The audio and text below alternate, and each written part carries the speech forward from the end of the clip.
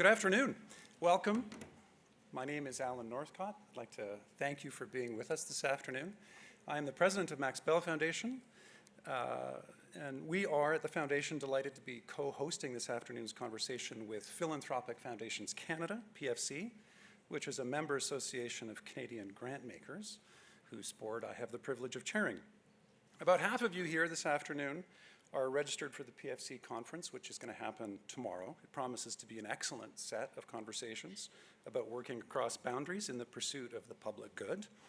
The other half of you are here because of your interest in this particular topic, and perhaps some of you have been to a Bell PolicyForward conversation in the previous years. Welcome to all of you, and thank you for being with us. I know many of you have come from out of town and some from some quite distance to be with us this afternoon. We're delighted that you've made the trip.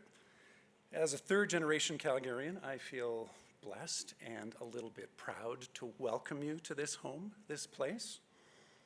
People have been sharing this place for thousands of years. This is Treaty 7 territory. This is the traditional territory of the Niitsitapi, Nakota, and Tsuut'ina nations. 90 kilometers southeast of this room is Blackfoot Crossing on the Siksika Nation, where Treaty 7 was signed in 1877. That's a picture of Treaty 7, which I urge all of us in this room to take time to consider as an ongoing question about how we aspire to live together. About a kilometer east of this very room on the banks of the Bow River is the location of a tent town that my grandfather moved to from rural Saskatchewan in the 1930s. Like so many before him and since, he came to Alberta for the promise of a better life. And as all of you know, for the last 70 years or so, a better life in Alberta has had a lot to do with oil and gas. 256 kilometers due north of us is the site of Leduc No. 1, which was the oil well that 72 years ago touched off the massive boom in petroleum exploration and development across Western Canada. It's been a series of booms and busts ever since, but it feels like we're now facing a different kind of change, and I'll come back to that in a moment. But first, let me tell you just a bit about Max Bell. He was born in 1912 in Regina. He did a commerce degree at McGill University in 1928.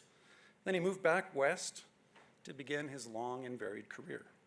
He's probably best known as a newspaper owner and an earlier investor in oil and gas plays through the middle of the 20th century. Throughout his life, he was committed to helping others. Those of us who are associated with the foundation have heard many stories from people across the country about that time Max helped my family. He was also an active philanthropist, although he did most of his charitable giving anonymously.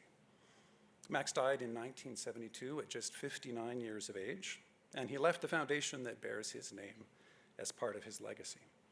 And since Max's death, I'm happy to report the foundation has given more than $90 million to Canadian charities.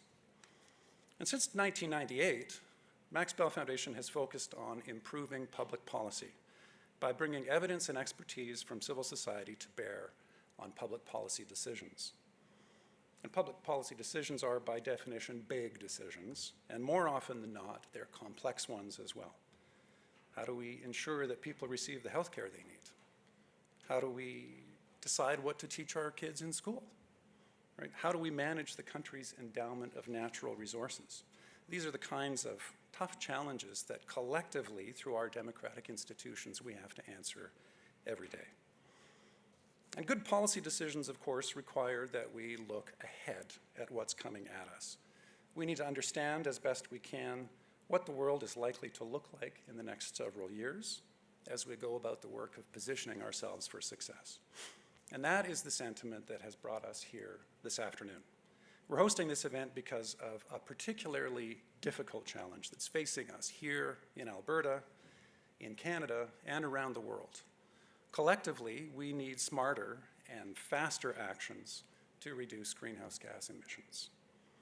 And that's going to require a lot of things, but one of the biggest is shifting our energy systems away from the combustion of fossil fuels. Now, that's an easy sentence to say, but a devilishly hard thing to figure out how to do. Our hope is that today's conversation will be one small contribution among the many that will have to be made. We have a terrific panel of experts who I will introduce in just a few minutes, but I want to first offer a bit of a frame for the conversation today. So on this image, every strip of color represents 1 year since 1850. The red and the blue represent variations from the global temperature average. Blue is obviously cooler, and red is warmer. As you no doubt know, there are people who, for reasons best known to themselves, do not believe the global climate is warming.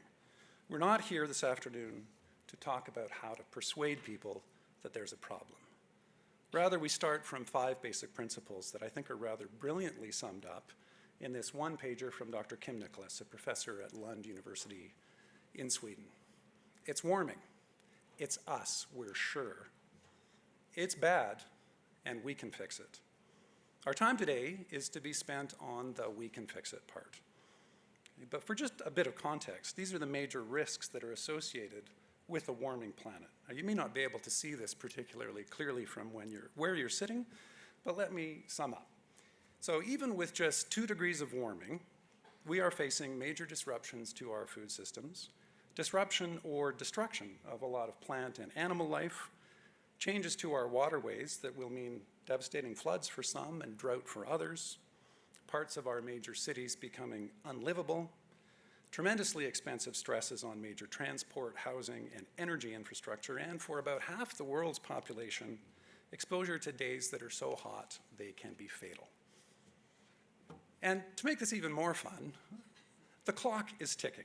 Every day, every dollar that we don't allocate today to reducing emissions is going to have to be spent in the future with a heavy interest penalty on adapting to a changed climate.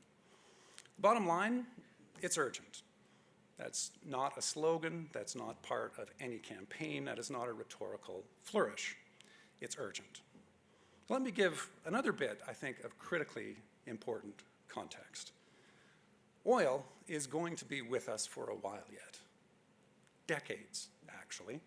Global demand for oil, according to a recent McKinsey report, will probably peak in the early 2030s at just over 100 million barrels a day, and then it will gradually decline over several decades. So this chart comes from Andrew Leach, a University of Alberta economist. The blue line represents a forecast of global oil supply in a world that limits emissions enough to keep temperature increases down to 2 degrees on average. It's a bit of a wonkish chart, but the point is that even optimistic models of shifting our energy systems see the world still demanding something like 70 or 75 million barrels a day in 2050, 30 years from now.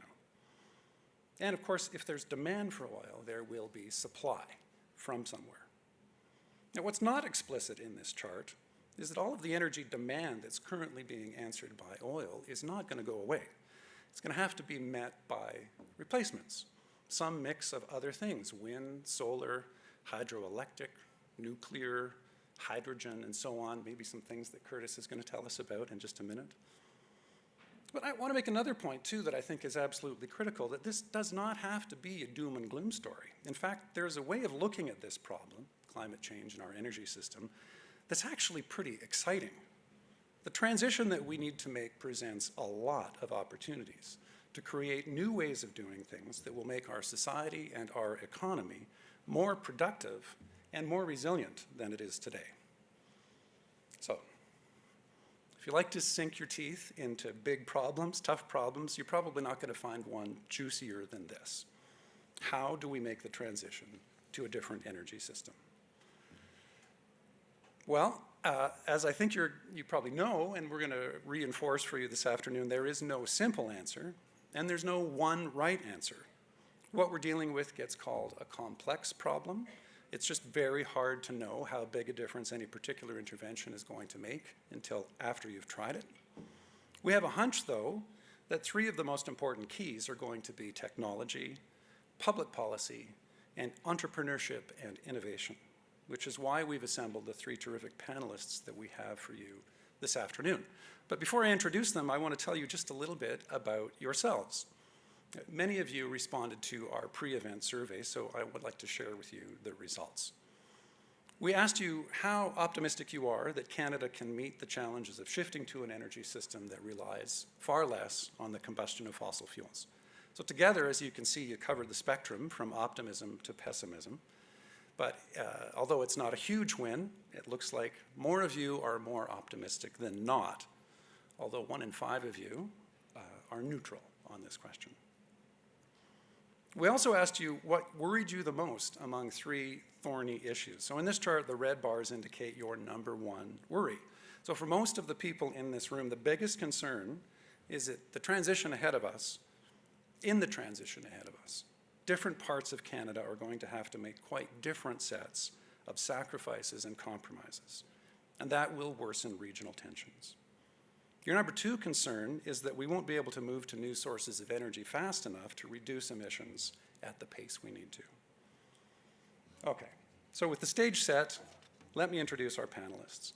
The format for this afternoon is pretty simple. Each is going to give us about a 10-minute presentation. And then we've asked them each to take 5 minutes to respond to something that they've heard from the others. Following that, I've got a few questions from the pre-event survey that I will ask them. And then we'll have time to take questions from the floor. You can see there's a couple of mics set up. So first up, we'll hear from Curtis Berlinguette. Curtis is a professor of chemistry at UBC with cross appointments in chemical and biological engineering. He works on developing new materials that can facilitate a clean energy future, improving solar cell technology, producing clean hydrogen fuels, and conversion of waste CO2 into carbon-based fuels and chemicals. Curtis is a fellow of the Canadian Institute for Advanced Research. We'll then hear from Martha Hall Findlay. Martha is currently the president and CEO of Canada West Foundation, one of our country's finest policy think tanks. Martha brings to policy conversations her experience as a business leader in corporate and commercial law and as a member of parliament, where she held key critic positions including finance, transport infrastructure and communities, public works and government services, and international trade. And then we'll hear from Chad Park, who is the Chief Innovation Officer at the Natural Step Canada. Chad is also the director of the Energy Futures Lab, which is an initiative that brings together a variety of leaders from different sectors and different backgrounds in a platform built to accelerate innovation for the transition to a new energy system. So without further delay, it's my pleasure to introduce to you Curtis Berlinguette.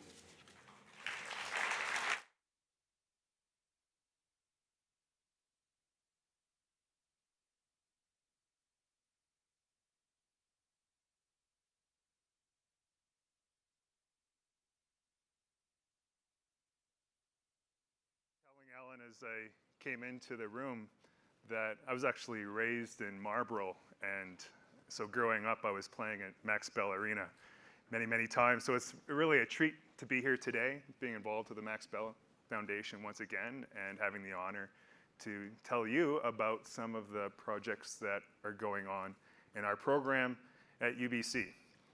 And I start off with this photograph of my research group that we will stay on for a long time unless I find a clicker.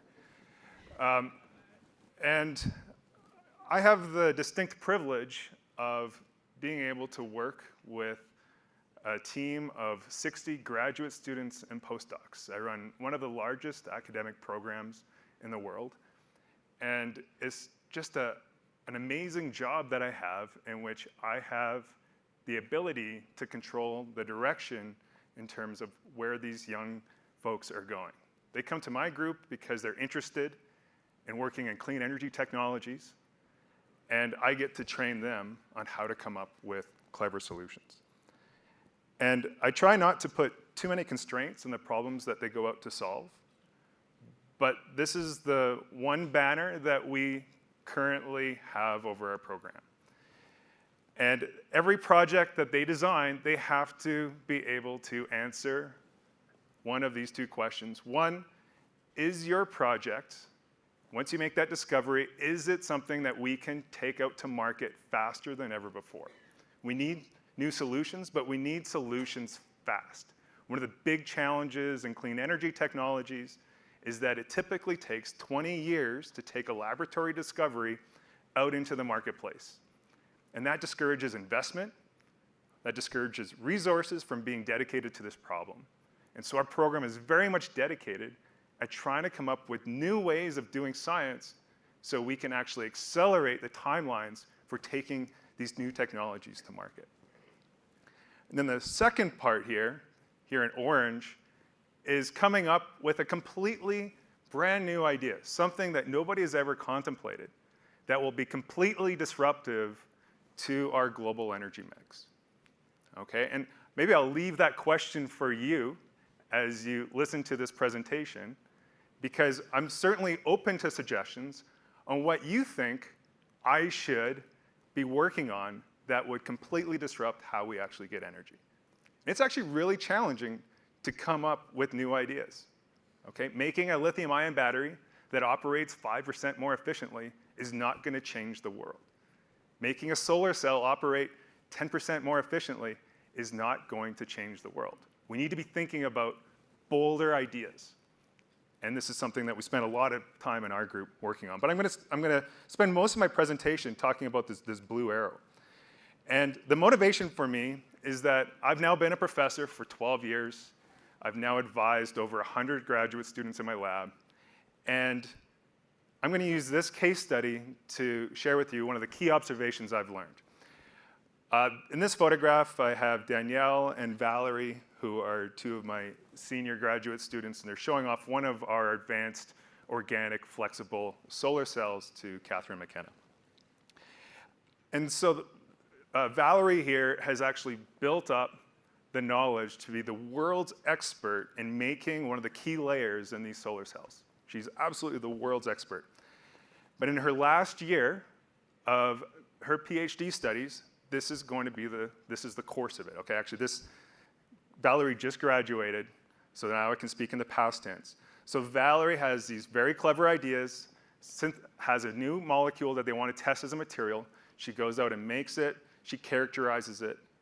And then she's going to spend 9 months plus just trying to find the right recipe to get the performance parameters that she needs. And she spends a year just going through, not doing anything really intellectually challenging. She's just mixing different ingredients with this material, trying to get that magic property. Okay, that is not something that we want our most educated graduate students to be working on. That's something that's really primed for automation. And so this has really been the motivation for us, is trying to figure out what steps in our labs are just things that can be done by a robot. Things that will accelerate the discovery of these new materials, and then hopefully we can get these materials out to the next stage faster than ever. So that's the motivation. I have lots of people that tell me, like, look, because of advances in computing, we can predict all of these new materials. But the answer to that question is no. I have not had any single model ever tell me which material I should be working on. Don't ever be smarter than the experiment. You actually just have to carry out these experiments, because all new materials are complex mixtures, and we don't have a database, we don't have the models that actually teach us what we should be making. We just go out and empirically sample this really huge parameter space. And because there are millions and millions of different parameters we need to test, that's what slows progress. That's why it takes 20 years to take a technology out to market. So if we could somehow accelerate that thought process, that execution, we should be able to take technologies out to market faster. In line with this, we have this trend right now in which we're seeing advances in high throughput computing, in artificial intelligence, in advanced robotics, and they are all converging right now to produce a completely new economy, one that has not existed in the past. Okay, and if we look at this slide, it started with the internet and then went to the mobile internet. Now we're seeing the Internet of Things. We're connected in so many ways, but AI has not yet been successfully applied to finding new materials. It really hasn't impacted the advancement of clean tech in any meaningful way, right? But we're at the leading edge of this. So this is why I'm really proud to introduce to you the world's first self-driving robot for materials discovery that we've just built at UBC over the last year. This is a robot that is capable of making solutions, mixing solutions, measuring solutions. It then casts them into materials, In this particular case, we just want to prove out what this robot can do. Our robot's name is Ada, and so to prove Ada out, Ada goes out and measures the optical properties of our material, the electrical properties of the material. Those are the key properties that we care about for a solar cell. So this robot goes out and does those experiments, and then once it collects all those data, that robot will then make the decision of what the next material it will go out and make. So we're closing the loop. It will go then perform the next synthesis, the next characterization, and it's using algorithms, it's using artificial intelligence to actually map out this material space based on the data that it's collecting. And no one has ever demonstrated this before. We're the very first group on the planet to be able to build out this self-driving methodology for clean energy materials. So this is our approach to trying to address this problem.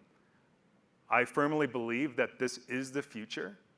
10 years from now, this is how all R&D will be done in academia and industry.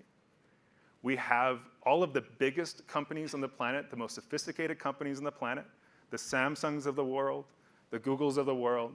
They see this as the future, and no one has demonstrated this before. And so our team is super energized by the attraction they're getting. Oh, thank you. I'll pass that on to the team. Just to highlight why our approach is different than anything that's been done before is that we are building this robot to take all of the positive features of how a human performs an experiment, how a human is able to think about what that next experiment will be, but humans take a lot of time to process that data. And so being able to use these algorithms to replace that step is what's really going to accelerate this process. Automation is not new. Automation has been used in industry for the last 2.5 decades, but automation has not worked in the material sciences. And that's because you can synthesize millions of samples, but you can only characterize them at a certain rate. And by the time you get that data, it's 6 months down the road, and it's not helping you find the next material. And so again, this is a fundamentally new approach to making new materials. And we're using this now for finding the next battery compositions, to find the next solar compositions. And so we're pretty excited about this project. The other key feature of our approach to this is that it's very flexible. We've built Ada to be able to install different modular stations. You can pull them out, you can put them in for whatever application you want to use. People that have tried automation in the past will spend 4 or 5 years designing their kit, and then it arrives, and by the time it arrives, they're no longer interested in those experiments that they were designing 4 or 5 years ago. And so what's been really fun about our project is that we're buying parts off eBay on a Friday. We're installing on our robot on Monday. Did it work? Great. Let's keep going forward. Did it not work? Fine. We failed. We've learned. We'll move on. We'll pull that out. We'll try something else. And so we're actually building up a robotics platform faster than ever before. It's not even just the performance of the robot, but we can actually tailor our robots to specific solutions in ways that no one has ever previously done. So we're pretty excited about that. Going back to the orange text here and discovering technology X, I'm very much interested in trying to figure out what is actually disruptive. And as you can tell based on my tone earlier, I'm not so optimistic about new solar technologies coming online within the next 10 years. And so I've been exploring different ways that we can go out and disrupt this, and the answers that keep coming back to me is nuclear. I really feel like nuclear has to be part of the answer. But fission is a problem for deploying right now. We don't want those byproducts. Nobody wants those byproducts near us.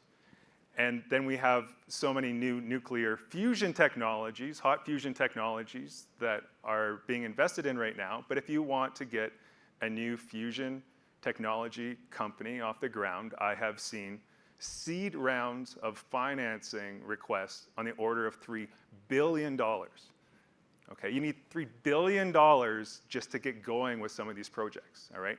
That's gonna take a long time to gather the credibility, to gather the resources you need to advance that. And so our group has been working with Google over the last 4 years, in which we went back and looked at cold fusion. Put up your hand if you know about cold fusion. There are a few of you. Okay, so I'll tell the story here. So back in 1989, there were a couple of electrochemists in Utah. These were the top electrochemists on the planet. They made the claim that if you put a palladium electrode in heavy water, in D2O, and you pass electrical current through that, that they were actually measuring more heat coming off that system than what was going in the system. They could not rationalize this behavior based on any known chemical reactions. And so on this basis, they claimed that they were performing nuclear fusion at their benchtop. This was going to completely revolutionize energy as we know it. You would have more energy stored in a glass of water than 1,000 gallons of gasoline. So they were on the front page of Time, front page of the New York Times. The entire scientific community came around trying to reproduce these results. The field was shut down as a fraud within 3 months. Within 3 months. This was a potential technology that can completely disrupt our energy economy, but we were not, as scientists, not allowed to look at this. There's no way that any granting agency would ever give an academic funding for this. In fact, you were at risk of losing your job, even with tenure, if you proposed to study this. So we started working with Google on this 4 years ago because we wanted to go back and just make sure that there wasn't anything underneath that rock. Was there a there? And we went back and we repeated those experiments and we weren't able to find the effects. But we learned of lots of interesting things along the way. And we've actually mapped out completely new science. And I now have a nuclear reactor that we're building at UBC. The first iteration was at Lawrence Berkeley. And we are seeing rates of nuclear fusion that are at a rate that's much higher than all known theories would predict. And so we're running with this. We're super excited. This team is super excited, and we're still going forward with it. So I don't know if we're going to have a nuclear energy generator that can actually be used, but this is our effort to try to find something that's completely new. I run a research program in which you're investing in me as a taxpayer to come up with new discoveries. And so this is my best shot at it, and I certainly welcome other suggestions on how you see me using the resources I have available in my group. We just published this paper in Nature in May of this year, 30 years after Nature stated they would never publish another paper on cold fusion. So we got it back in there with Google, and there's actually a really nice article in National Geographic and Forbes over the last couple of months if you're interested in this story. And so this is our team, and that's my presentation, just giving an overview of a couple of the projects that are going on in our group. And I will pass it on to Allan. Thank you. Thank you. Thank you, Curtis. It's a pleasure now to introduce Martha Hall Findlay. Sure. I am not going to stand and walk around in there because I'm wearing these, and this has a whole lot of things that I would trip in. So I'm doing this. Thank you very much. Allan, thank you very much to the Max Bell Foundation, not only for the invitation to be here, but also because the Max Bell Foundation is a strong supporter of the Canada West Foundation. In fact, one of the key founders of the organization almost 50 years ago. So kind of like an extra big thank you. But thank you to everybody else in this room who's involved in philanthropy. Canada West is a registered charity. We depend on organizations like yours and the Max Bell Foundation for the work that we do. Just briefly, we are a public policy think tank. We are nonpartisan. We do our very best to do work that is truly evidence-based and objective. And I believe we accomplish that most of the time. Sometimes it's hard. We have 3 centers: natural resources, human capital, and trade investment. So we do a variety of work. The Natural Resources Center, of course, we've been doing an awful lot of work in the energy space in the last few years. And And so I gotta say, we just spent some time with Curtis beforehand. This is so exciting, the stuff that he's doing in his group. But, you know, don't want to get ahead of myself and my enthusiasm. We'll applaud when he gets the Nobel Prize. Yeah, okay. I am supposed to talk about policy as opposed to the science. And unfortunately, I don't know if you've noticed, but we're in the middle of a federal election campaign where there's a really significant lack of any significant policy being discussed. I kind of feel like I'm a customer in a dollar store. You know, this little tax benefit here, a trinket over here.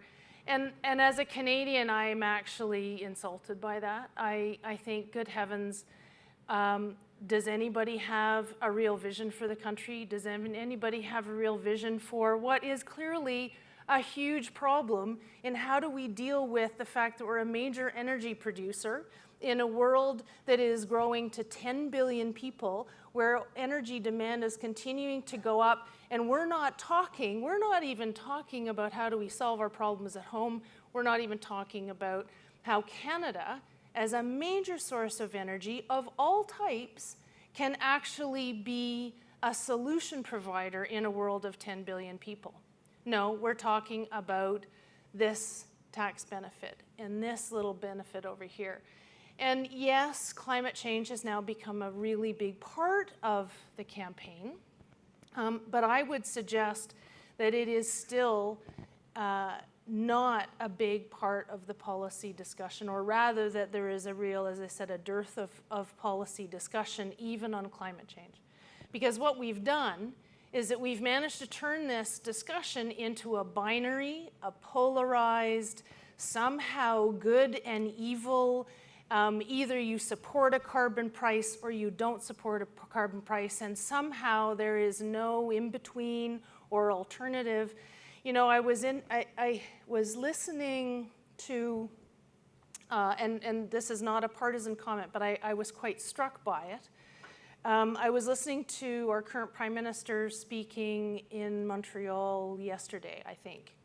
And he was speaking in French, and he was exhorting the crowd to consider waking up October 22nd with a government that would throw away the only real climate change policy we've ever had in this country.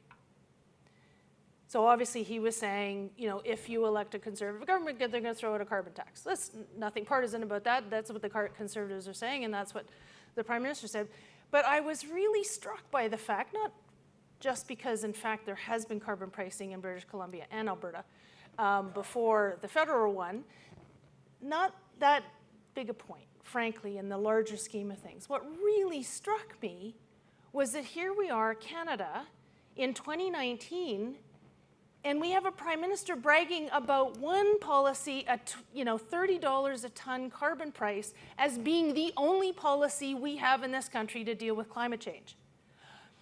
I'm not sure that was a very positive thing for him to be saying. I mean, that was part of his campaign piece at this event in Montreal, but it really struck me that we really have allowed ourselves to go down this path of either you're anti-oil or you are anti-environmental activists. Either you are pro-carbon price or you are anti-carbon price. And this problem is so much bigger than this, and it has so many other challenges. So I will look at one of the policy challenges that we have. So I can stand up here and say we should be engaging in a whole lot more debate about what kind of policies we should be implementing to address climate change. But I'm going to put a little piece of caution into this. And maybe this is partly, you know, having a political background, but we're all really proud of the fact that we live in a democracy. I am. I think it's pretty fantastic. And in terms of the democracies around the world, I'm pretty sure Canada's my favorite. I think we do a pretty great job. But with that comes a certain challenge. So young Greta Thunberg, idealism to beat the band. Like, how can you not admire this young woman who is so passionate about a challenge that is facing the world? You might have issues with how she goes about it. You might have issues with certain things that she says. But I, for one, I find that idealism pretty fantastic. And certainly in terms of raising awareness, also really important. But when she says that politicians should have done all of this yesterday, she completely misses the reality that we are in, not just in Canada, but the world facing. Can you imagine if any politician in this country or any group of politicians were successful in saying, yes, Ms. Thunberg, you're right, no one can drive a car tomorrow.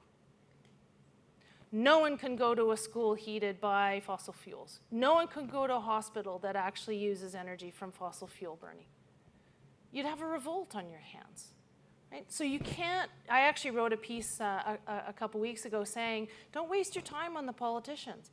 In a democracy, politicians need to answer to a whole lot of different needs. And people do need to go to those schools. People outside of urban centers that have public transit actually need to get places. You know, it's interesting, even in Quebec, hugely blessed with hydroelectricity, right?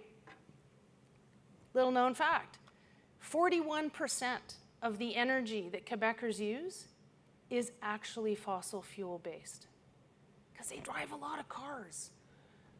Actually, car sales have dropped a little bit in Quebec the last couple of years, but sales of small trucks and SUVs,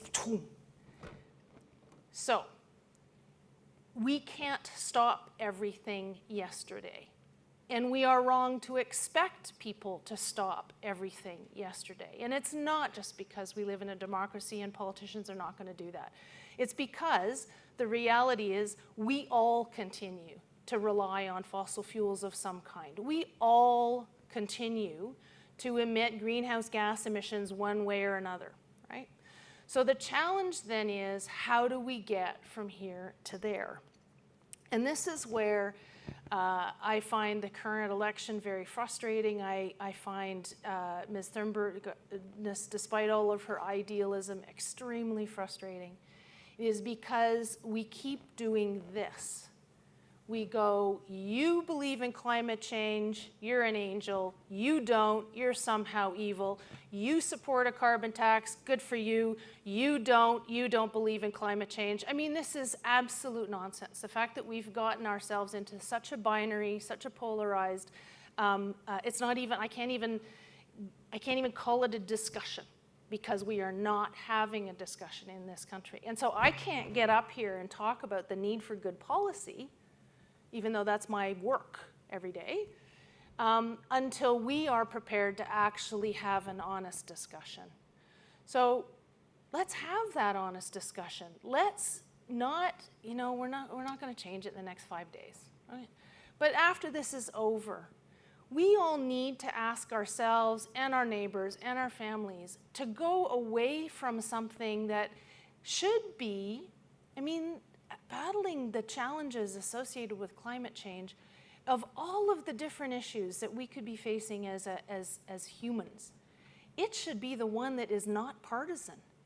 It should be the one that doesn't actually allow itself to fall into this trap. And yet we've done it. We've absolutely done it in Canada.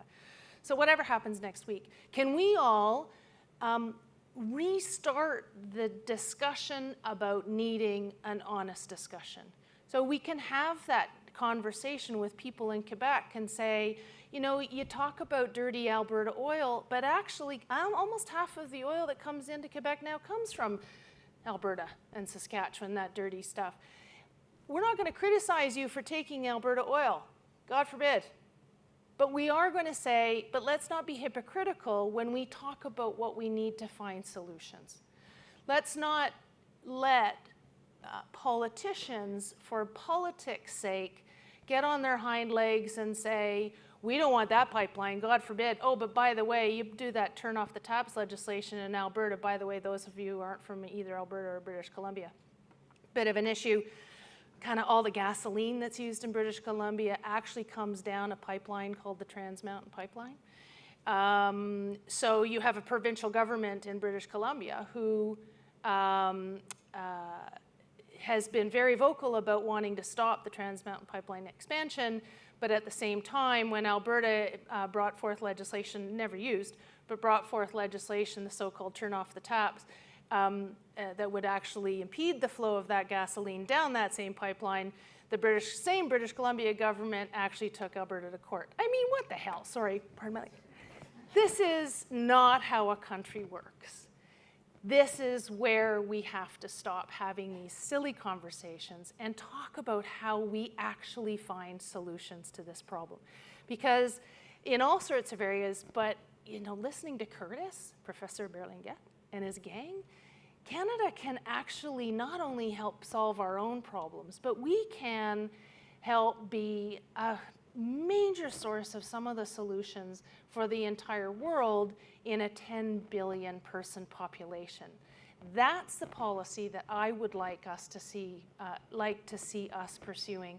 But before we can do that, we have to have that honest, nonpartisan, open conversation about what the challenges are and what are the options for us to help find the solutions.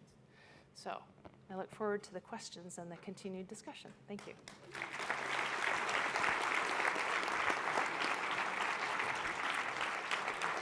Thank you, Martha. And last but by no way least, Chad Park. I'm going to come over here too, because these are actually pretty big heels as well. Thank you, Allan, and thanks everyone for being here. I was asked to talk about how leading professionals and practitioners in the energy industry and elsewhere will need to change and adapt. And so with that in mind, I've called my presentation, What the Future Requires of Us. And the us here is partly those of us who work in energy. But later in the presentation, I'm also going to talk about what the future requires of all of us. And that's partly in response to some of what Martha's just said. So first of all, I'm going to talk about what I view as some of the qualities that are going to be required of energy professionals and others to change and adapt.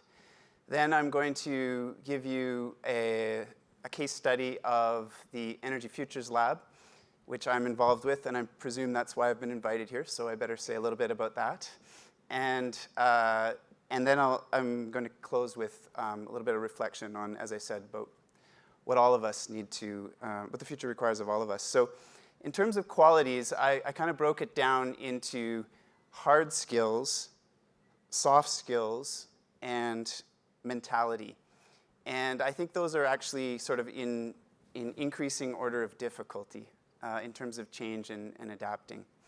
So the hard skills, in some ways, is, I think, the thing that comes to mind most obviously when we talk about this issue. It's how can, the professionals in energy, engineers and so on, how can they adapt and evolve their skill sets in order to be able to apply them in the emerging energy economy. And there's all kinds of great ways to do that.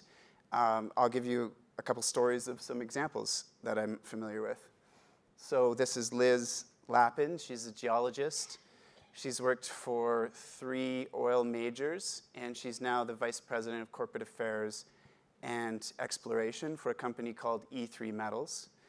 E3 Metals is one of a couple of companies that are leading the development of a lithium industry. Now, the interesting thing there is that they're using the processes and the expertise from Alberta's oil and gas sector and applying them in, and actually some of the infrastructure of the oil and gas industry to be able to develop this huge, it turns out, lithium resource that exists in Alberta. So that, I think, is a great example of a person and a company that's applying the skill sets they've generated in oil and gas into an area which is, of course, going to have a huge growth potential as the world moves towards more batteries and electric vehicles and so on. Another example, this is Sean Collins. He's president of Terrapin Geothermics. This is a company like E3 Metals, by the way, whose core kind of process and technology was originally developed out of the University of Alberta. They are becoming experts in turning waste heat into power and value. And they've just recently announced what they call Alberta Number 1, which is a play on the old Leduc Number 1. And that's Alberta's first utility-scale geothermal project up near Grand Prairie. Again, this is a company whose investors are originally from the oil and gas industry. Most of their staff are originally from the oil and gas industry. They speak the language, and they are using the oil and gas sector as a development ground and as a market for the development of all these technologies. Another great example, I think, of that principle. Here's another one. This applies equally to the trades. So Liam Hildebrandt, he's the founder of a group called Iron and Earth. He is also a ticketed boilermaker and welder. He's worked in the oil sands for many years, and he founded this group called Iron and Earth, which is, their motto is Oil Sands Workers for Renewables. So this is a group whose mission it's a membership-based organization of oil sands workers who want to develop and retool their skill sets to be able to apply them in the emerging renewable energy sector. So another great example of being able to take your skill sets and apply them elsewhere. One more example I'll share is Meera Nathwani-Crow from Canadian Natural. And I'll tell a bit more of a story here because some of you may have seen back in the spring there was a 10-minute segment on the Energy Futures Lab, which I'm going to tell you more about in a second, on CBC The National. And I mean, for us, that was amazing. That was great. And they did a good job of covering the work of the Energy Futures Lab. But at one point, Meera came up to me and said, you know, I was really frustrated and frankly kind of pissed off by that coverage of the Energy Futures Lab. And it was because the whole premise of the segment was what I just shared with you, actually. How can oil and gas workers who face an uncertain future apply their skills in renewables or, you know, clean tech and so on?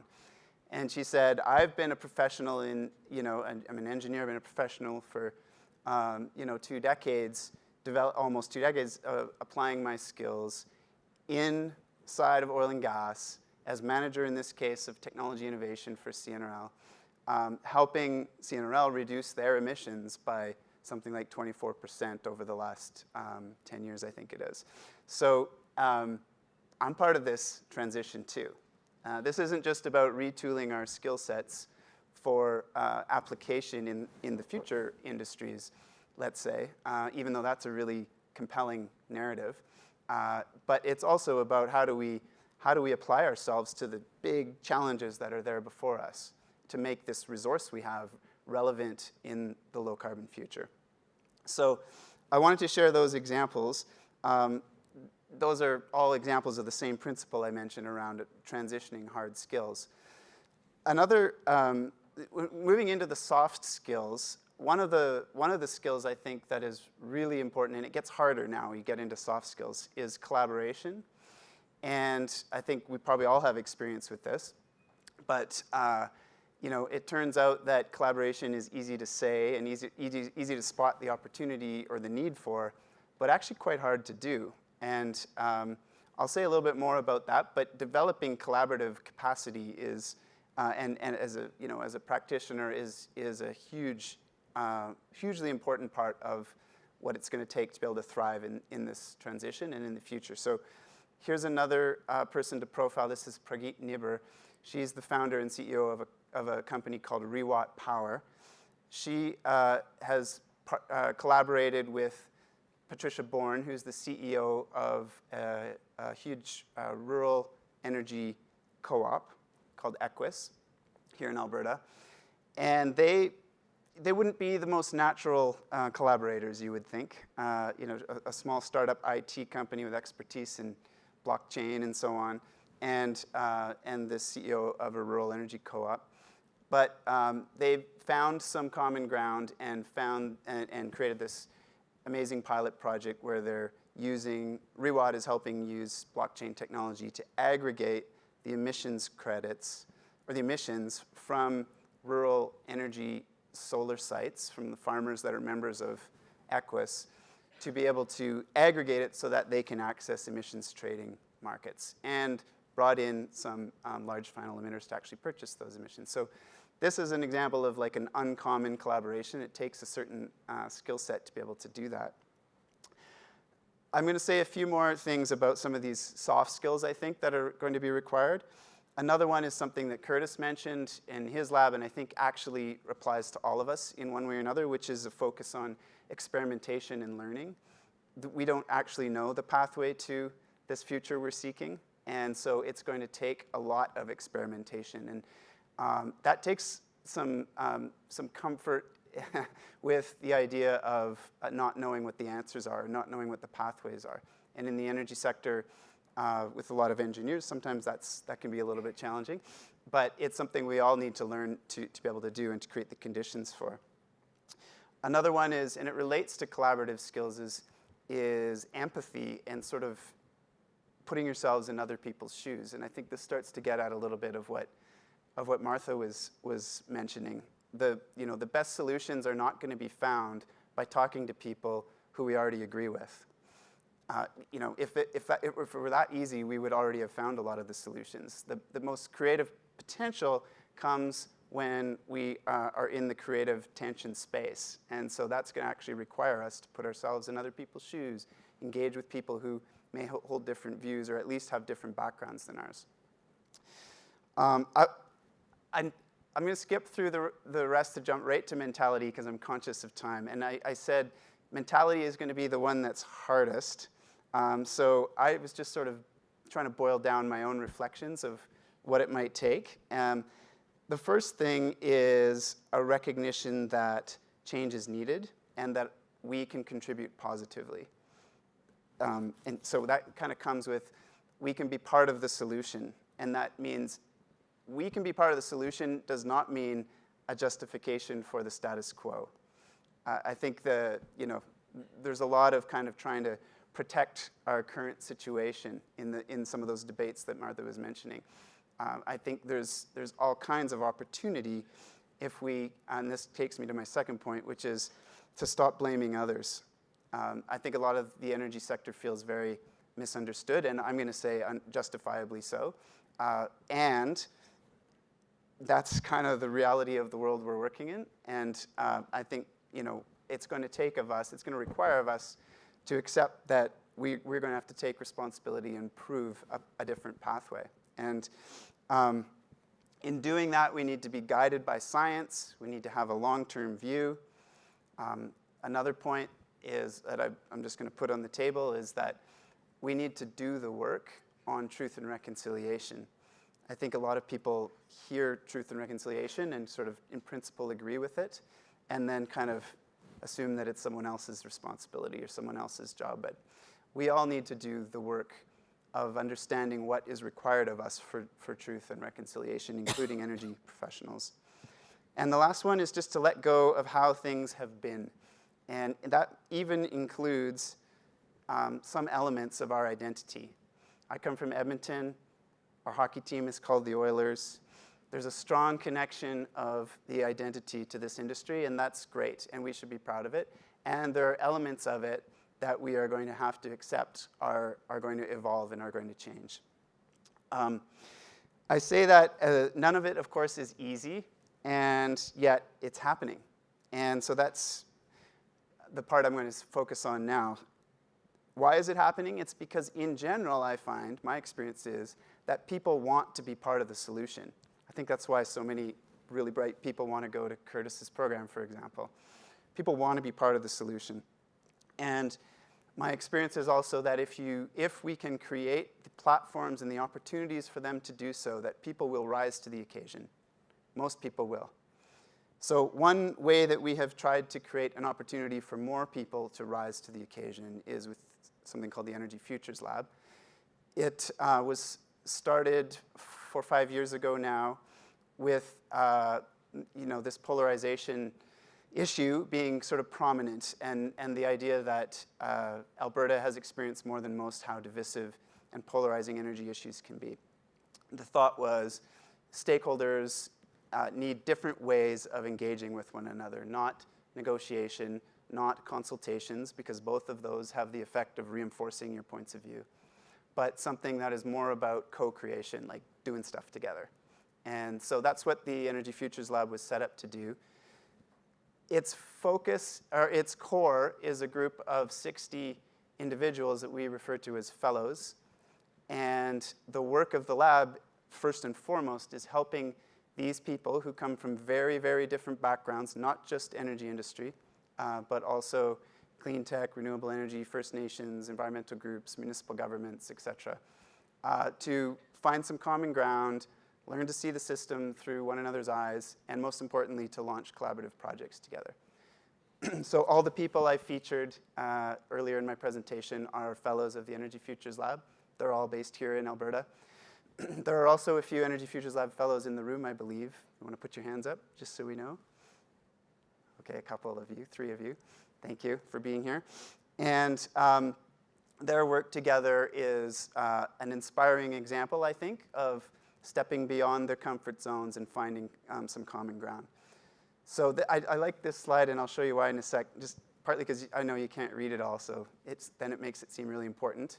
But these are all the different organizations that are involved in the Energy Futures Lab. I like to highlight this part right here. Those 2 in yellow are Suncor and the Swallow a Bicycle Theater Company. So that's just to reinforce the idea that there are very diverse actors involved in this, including artists and energy professionals. This is the question that they're organized around. How can we leverage our leadership position in today's energy system to create the energy system that the future requires of us? So this is about leveraging our assets, our strengths, and so on, in order to contribute to building the energy system that the future requires of us.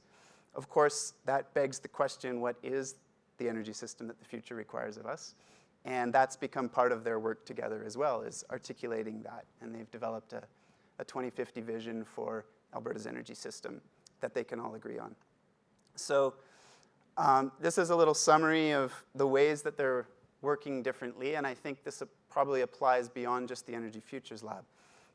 I won't read all the points there, but I will say that reinforce this point about negotiation, consultation, and compromise is what we want to move beyond to a space where we are co-creating our future and finding common ground. The last slide I have is back to this one, and I've just added what does the future require of all of us?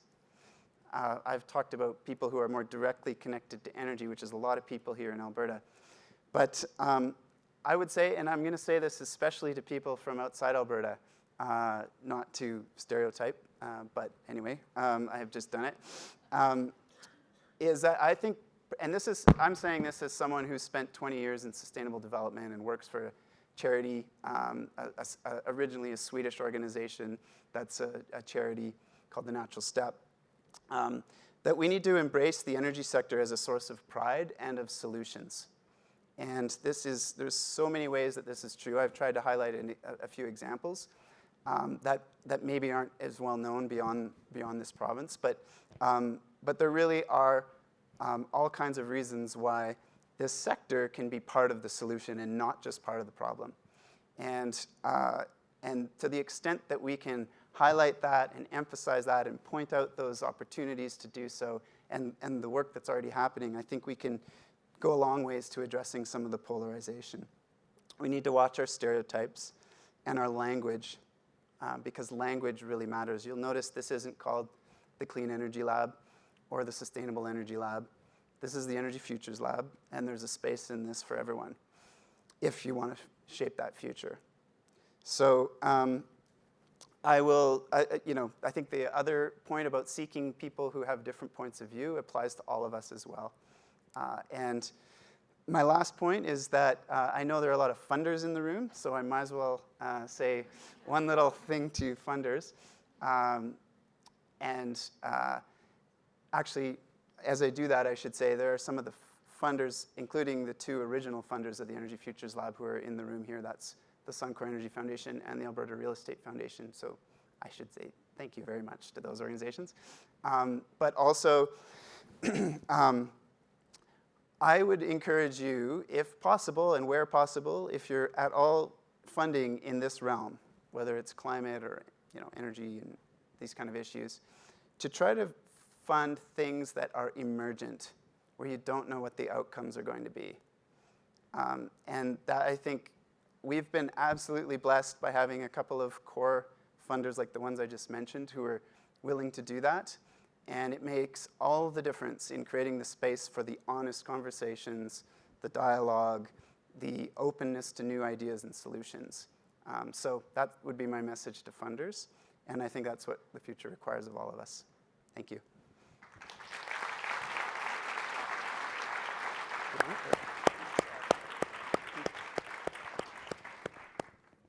Wow. Well, thank you all, panelists. I promised, and I think we better follow through on this promise, that I would ask each of our panelists, once we've heard from all three of them, to take a couple of minutes and respond to something they heard from their fellow panelists as a way to sort of prime the conversation that we will then have involving you. So we'll just take them in the order that they presented. I'll ask Chad first and then Curtis first and then Martha and then Chad to just respond to something that they heard from their fellow panelists. Not to put you on the spot or anything. Well, I'm still a Calgary Flames fan, so the fact that the Oilers started off the season 5-0, how can you not be an optimist? Like, anything can happen these days. That's right. That's right. If I have, it's easy to be doom and gloom about these issues, but one of the things that's really exciting about Canada right now, about being in Canada, is that we are currently viewed very positively around the world. Something that has happened over the last few years, which is the first time it's ever happened, I think, in Canada, most definitely in my lifetime, is that we've seen a reverse brain drain from the US to Canada. I was asked a question earlier about why am I still in Canada? I definitely have options to move, but I want to stay in Canada. This is a fantastic place to be. I'm able to recruit the top students from around the world. I'm able to recruit students from the Harvards and the Berkeleys and the Stanfords. We have an opportunity here to continue to attract top talent, not just to find clean energy solutions, but to help innovate our entire economy. People want to come to Canada, and this is a unique opportunity that we currently have, and in which we are able to attract folks that are going to liberate new ideas and deploy new technologies. And I hope that we find ways to fund innovation. We were speaking earlier a little bit about how, as a professor, how you engage with industry partners. I work with a number of different multinational corporations. And most academics will sign on to a research contract with an industry partner in which there are agreed upon milestones in which that academic is effectively following through on the execution of a project that towards an answer in which the industry partner has asked the question. I do not sign those agreements. I only sign sponsored research agreements, not research contracts. So that way I have the flexibility with my team to go out and still find new ideas. That doesn't mean that I'm not working towards the goals in which the industry partner is looking for. If I didn't do that, then I wouldn't get my contracts renewed with them. But it does provide an environment in which the students have the freedom to be creative and develop brand new technologies that were not previously contemplated. And so having that freedom is something that I really hope that we consider as we frame our different funding models moving forward.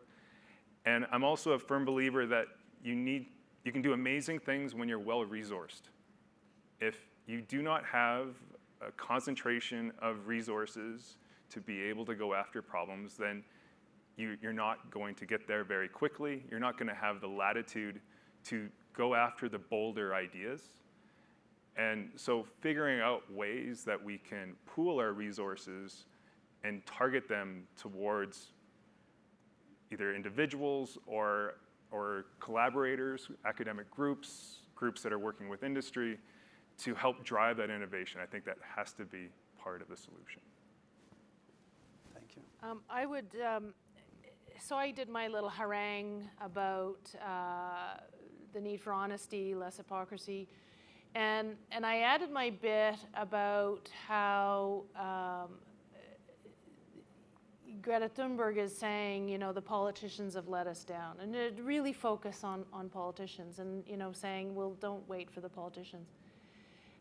That's a little bit unfair, and it's also very negative. And it's a little bit unfair because I do know, because Curtis has told me so, that your program does get some significant government funding, and that has been hugely helpful to some of the progress that has been made, and some of these, like, cool, you're going down this path and discover something else. Well, you can't do that if you don't have some of the freedom that you talked about in your program. So just so that I'm not completely negative about politicians, on the surface policy-wise, yeah, especially in an election campaign. But to be fair, I think we do actually need to look to politicians when they do have that opportunity to help fund. I would also say that, you know, it's not enough to do the doom and gloom and let's have a better conversation. It's actual real opportunities for solutions in something else that Curtis had said, having worked with Google for the last number of years. Look at what some of the large, they're not, I was going to say large wealthy people. They're not necessarily large, but they're very wealthy people in terms of having large amounts of money.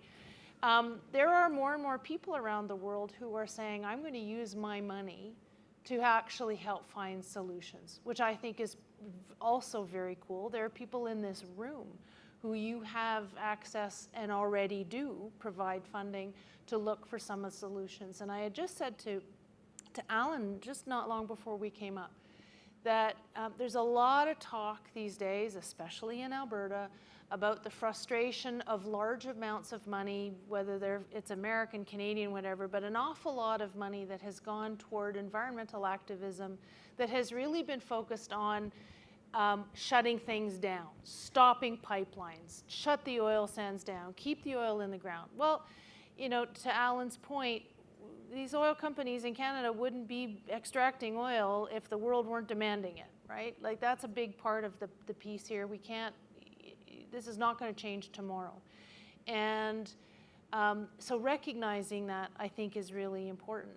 But imagine if a whole lot of the money that had gone to that kind of environmental activists, and I'm not saying it's good or bad, but the more I looked at that, the more I thought, well, listening to Curtis talk about his program, wow, wouldn't it have been amazing if some of those millions of dollars, and we're talking millions of dollars, had gone into stopping and shutting and pulling back into finding solutions for some of these. I like that idea. Yeah, well, yeah, okay. We're looking for money too, okay? Just saying, they're all, like, just so that I don't feel, you know, I'm not doing my job. But I think that's a really, an interesting part for me that it allows me to be really optimistic.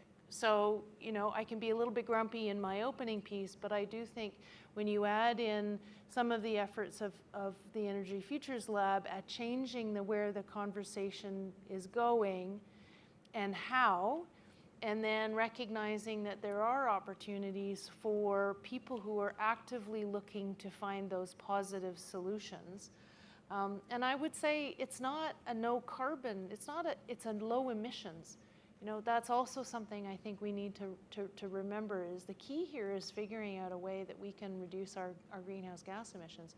Carbon may end up being, you know, a big player in that, who knows? But we won't know until we actually provide the funding to people like Curtis and your group. So thanks for what you do. Thank you for what you do. Optimism. Okay. thank you for what you do too. I think the point I want to build on is actually something you said, Allan, in your intro, which is about the massive opportunity, if we reframe it, that is implied by the transition. And I feel like in the heat of the polarized debates, that's really a perspective that gets lost. It's, there are major challenges for Alberta and for Canada, of course, with all of this. But the fact is that somebody is going to make a lot of money in the transition. And, a lot of people are going to make a lot of money in the transition. This is, when you have a challenge this massive, with that kind of tantalizing reward, there's a lot of potential there for the deployment of resources and capital and human brain power and that kind of thing. And I figure, it might as well be us. So I think, the... Yes, applaud. Canada, go Canada. And I do think that, setting ourselves up as competitors to all those entrepreneurs and people in labs like Curtis's and so on who are at the cutting edge of these technological developments and frankly stand to really win economically and in terms of market share as the transition happens, it's not a good strategic position to be in, to be, essentially being in the position where you have a resource that the rest of the world doesn't want to need anymore. Yeah. It needs it, but it doesn't want to need it. And if we just double down on the fact that the world needs our product, for example, we are missing the whole idea that they don't want to need it. And there's a race to who's going to provide the best solutions in this transition. So I think all of that kind of compels me to see this as an entrepreneurial opportunity. It is, we should be part of the solution, and we can be because we've got all these resources, including our hydrocarbons, which can be part of the solution as well. Yeah. Thank you for that. Well, I am guessing, I've got a lot of questions. I'm guessing you probably have some questions too. But before I invite you to come up to the mics to ask your questions, and maybe just to lubricate that process a bit, I am going to ask our panelists to answer the same question that we asked you to answer in the pre-event survey. And that is, given what we're talking about, the need to make a transition to a different energy system, what worries you the most about that transition, and what do you think we could do to resolve that worry? So we'll ask each panelist to respond to that, and while they're doing that, you might think about the question that you would like to ask. Maybe just a quick reminder about questions. They're questions. So we'd be grateful if you have a question that you frame it as a question. And that's all I'll say about that. So we'll come to the microphones in a moment. Okay, but first, we'll take again the order that we've been using. So Curtis, what worries you most? I'm worried that we don't take advantage of the opportunity that we have here in Canada. Right now, we have global leadership on CO2 capture and utilization. This is going to grow into a very significant market. I'm very active in the CO2 side of things as well, and the amount of engagement that I've received from nearly all of the oil majors just over the last year who see the electrification of our global energy mix occurring, and they don't want to be left behind. I really am worried that we won't be thinking boldly enough as Canadians to take advantage of our leadership position in that area. And so I hope we're not too bashful in where we lie in the food chain. We really are global leaders, and so we want to take advantage of that.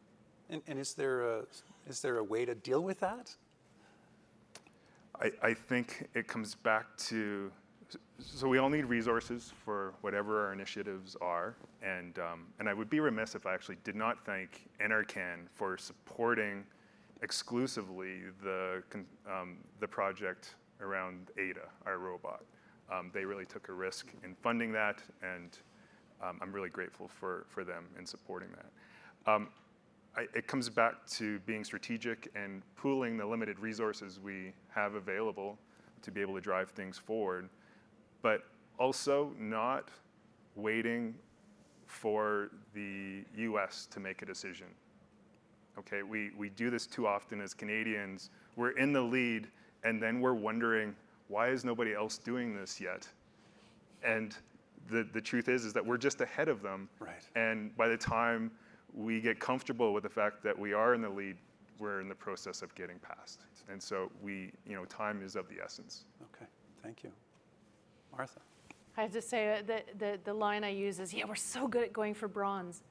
But the way you described it was we go for gold and then go, oh, wait a minute, that's not good. And then revert back to bronze, which is even more depressing. Two partly related answers.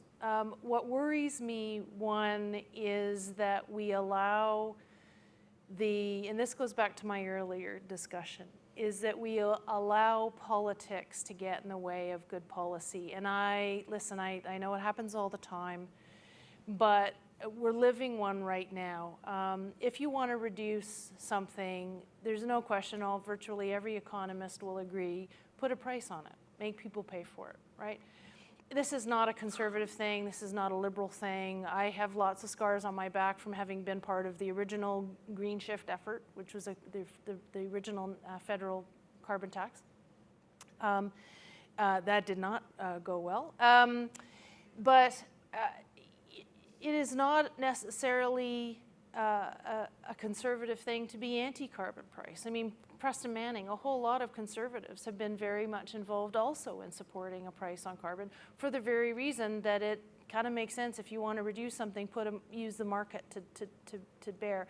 Internationally, we're seeing this now. Way more significant US economists are now coming out very vocally in support of this. But we've turned it into a partisan thing in Canada now that you just can't get away from. And that's a really unfortunate thing. So that being one example, I'm really worried that it will just be another thing. It will be one more policy proposal that comes out that might be a great idea, and somebody will turn it into partisan politics, and then it will become impossible to move forward on. And I think that's a real shame. Because not only are we where we are now, but the rest of the world is saying, yeah, and you're going to stop, even if you get this to happen, and you're going to stop at $50 a ton. That's we're going back to bronze on that, right? The other thing that worries me too is an insular Canadian approach to things. I can't tell you how many times people will say, they'll look at something that might be a really interesting alternative to address what is a global problem. Let me just pick one, liquid natural gas. LNG from British Columbia, and LNG, and there's a Saguenay proposal project being proposed as well. Both Quebec and British Columbia are incredibly well positioned to do really strong LNG, really clean LNG, because of the hydroelectricity they have for the liquefaction process. Cleanest LNG potential in the world. And will it only replace coal? Maybe not. Will it be not necessarily a complete displacement of dirtier energy? Maybe not. But it sure stands a good chance of displacing a fair bit of that. To the extent that this is a global problem, if something that we do in Canada can actually reduce global greenhouse gases, but yet in the building of the project might actually hurt our ability to meet our targets, then we're cutting our nose off to spite our face. That makes no sense. But we're so caught up in a Canadian, well, what about our Canadian targets? much longer discussion about the problem of relying on territorially based accounting for greenhouse gas emissions. I think that's a problem. But we've done it, we've signed it, we signed the Paris Accord.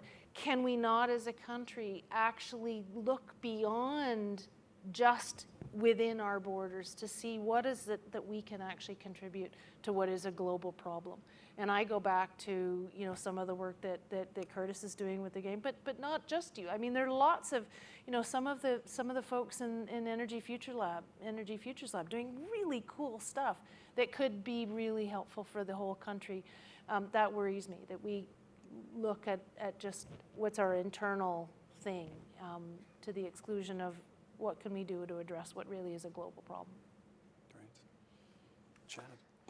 Yeah, my response is the biggest concern I have is the polarization and the sort of us and them dynamic. And you know, what keeps me up at night is just playing that all the way through after this election, for example, into like what's that going to mean for national unity and that kind of thing. So that's, in the big picture, that's my biggest concern. I think when we think about polarization on these issues, it's interesting. When we first did a round of interviews to help scope the design of the Energy Futures Lab 5 years ago, actually there was one thing, even though lots of people disagreed on a lot of things, there was one thing that everyone agreed on, and that was essentially that polarization sucks. So no matter, you know, which objective it is that you're trying to achieve, the fact that things are so polarized makes it hard to achieve that objective, whether it's getting the pipeline built or getting the better climate policy in place and so on. So that, you know, that's interesting when you think of that. So that actually can be a bit of a basis for convening and so on. But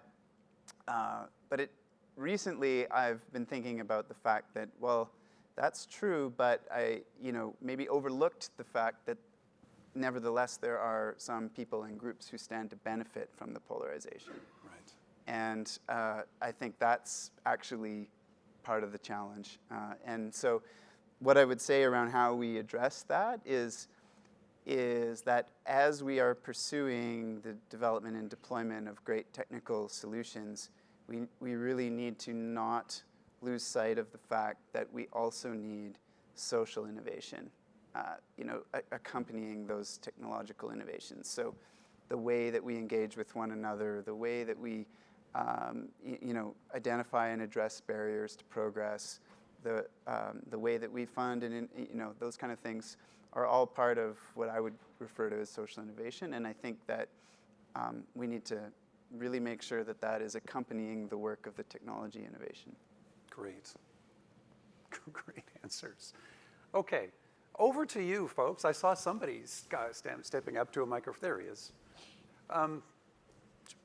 Please introduce yourself and let us know what you'd like to have answered.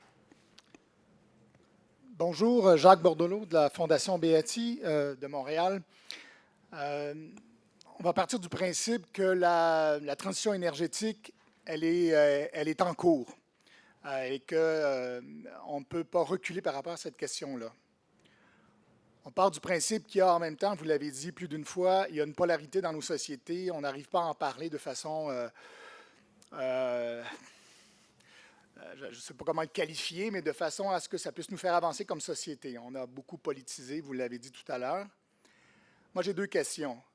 Quel est le rôle des fondations de votre point de vue? Est-ce que c'est dans un premier temps ou de façon plus importante de favoriser ou de forcer le changement vers une transition énergétique plus importante? Ou c'est de permettre de dépasser cette polarité dont on a parlé tout à l'heure? Et si c'est le cas, comment on fait ça? Comment les fondations canadiennes, on est nombreux ici ce soir, peuvent jouer un rôle pour faire avancer le dialogue dans nos provinces, mais sur l'ensemble canadien? Are you going to repeat the question? I am embarrassed to say my French is barely good enough to understand the question and certainly not good enough to answer it. So I'll try to translate. Okay, Jean-Marc. So Jacques Bordelot asked that, given that the transition is a must, what's the role of foundation? Is it to speed up the transition, or is it to address the polarization, or is it both? And how do you do it? C'est une bonne traduction? Thank you. I'll- You want to take a stab at that? Merci beaucoup pour la question. Ce n'est pas certainement d'encourager la polarisation, mais il y a deux choses. Il y a l'opportunité de participer dans la discussion d'une manière non polarisée et d'encourager. Et il y a aussi, quand je parlais auparavant les fonds qui vont pour des activités pour arrêter des choses, pour arrêter les choses au lieu d'aider à trouver des solutions. Alors, pour tout le monde ici, so my two things, because I am conscious of making sure that the answer is heard also. The two things that I think funders can do is, one, do not exacerbate the polarization. There is an opportunity for the organizations in this room to stand up where possible to say the polarization is not helping. And so where you have an opportunity to fund engagements and activities like this. I mean, the fact that you're all here and we're able to have this conversation, I hope that more people will leave saying, gee, is there a way that we can help reduce the polarization? You know, I have 3 kids. I have 3 in-laws, kids-in-law. I guess that's the best way to talk about it. And believe me, the conversation around that table is not always, you know, of a mind, shall we say. And so I find even the conversations, the discussions around the dinner table when my kids and I get together is an opportunity to, if nothing else, talk about how we need to reduce the polarization. So there are those opportunities, whether you're funding conferences, whether you're funding, you know, think tanks to do work on this kind of thing, whether you're funding any of that. The other thing is very much not funding the negative. You know, listen, I'm an environmentalist. I think, you know, a lot of the work that is being done by environmental activists can be very positive. But I don't think shutting things down, I don't think stopping things is the answer. And where there is an opportunity to fund active solutions, active efforts to find how can we find solutions. You know, burning fossil fuel is something that is not a choice for people all around the world. There are millions suffering from energy poverty who would love to have a whole lot more fossil fuel that they could burn, quite frankly. So that needs to be turned into a positive. How can we address energy poverty around the world in more effective ways that are better from the environment? Wow, can you imagine if all of the money that was available went into finding those positive solutions? Would be fantastic. Alors, merci encore une fois. Moi aussi, je dirais que c'est tous les deux. Et c'est, en effet, quand on parle d'accélérer la transition, c'est la polarisation, c'est une grande cause de la problème. Alors, on peut mieux accélérer si c'est moins polarisé. Mm-hmm. So I just said that I also think it's both, and that in fact they're both part of the same issue, because even when we're trying to invest in accelerating the transition, polarization is actually a barrier to that acceleration. And so I think we need to do both. Great. Thank you. I see someone over here. Curtis, did you want to? I was just, I was thinking, so it's my job to come up with new energy solutions, and what my goal is to develop a product in which there's just a strong market pull, where people just want it. It doesn't matter which side of the fence you're on. Everybody just wants that because it's cool and it's needed, right? And it's clean. And it's Canadian. clean. And it's Oh, clean, and yeah. Canadian too. And it's That made too. in Canada. All those things. And so it's not, I don't want to be pushing, if we're continuing to push technologies on people, it's going to be a slow process. We've got to figure out how to make things attractive where it's economically attractive. There's a cool factor associated with it. I'm very much interested in energy efficient windows. I'm very much interested in bringing smart windows to the smart home. Okay, smart windows have the opportunity to probably make a greater dent in our greenhouse gas emissions than nearly every other clean energy technology that we're looking at. 40% of our greenhouse gas emissions come down to the heating and cooling of buildings. Half of that comes down to energy inefficiencies of windows. But we really haven't innovated windows at all. But it's how I'm trying to get this product out to market is not based on an energy efficiency play. People just want to be able to control the tint of their windows with an app on their phone. Right? People just want that. People are willing to invest in that. The fact that it's going to increase the energy efficiency of their home by, say, 30%, that's a side product. But that's how you start to induce change much faster. I want them for both. Yeah, by the way. I want those windows. So do I. Yes, sir.